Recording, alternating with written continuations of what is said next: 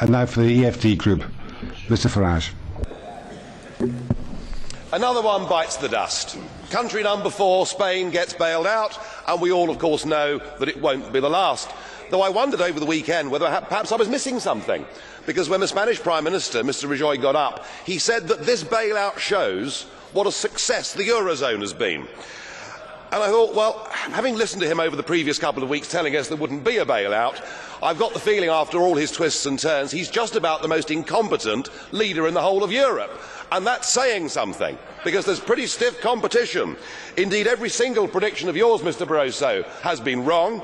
And dear old Herman Van Rompuy, well, he's done a runner, hasn't he? Because the last time he was here, he told us we'd turned the corner, that the euro crisis was over, and he hasn't bothered to come back and see us. You know, I remember being here 10 years ago and hearing the launch of the Lisbon Agenda. We were told that with the euro by 2010 we would have full employment, and indeed that Europe would be the competitive and dynamic powerhouse of the world. By any objective criteria, the euro has failed, and in fact there is a looming impending disaster. You know, this deal makes things worse, not better. 100 billion is put up for the Spanish banking system, and 20% of that money has to come from Italy.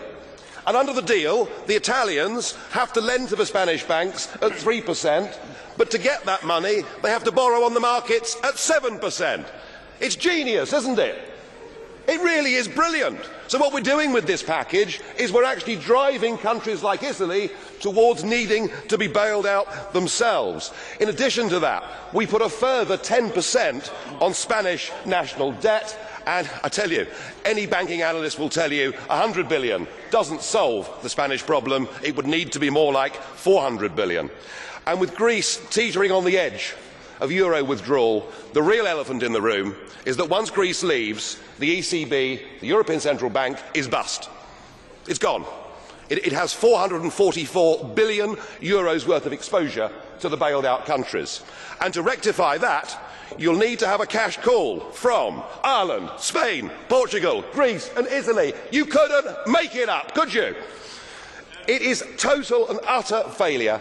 This ship, the Euro Titanic, has now hit the iceberg, and sadly there simply aren't enough lifeboats. Thank you very much.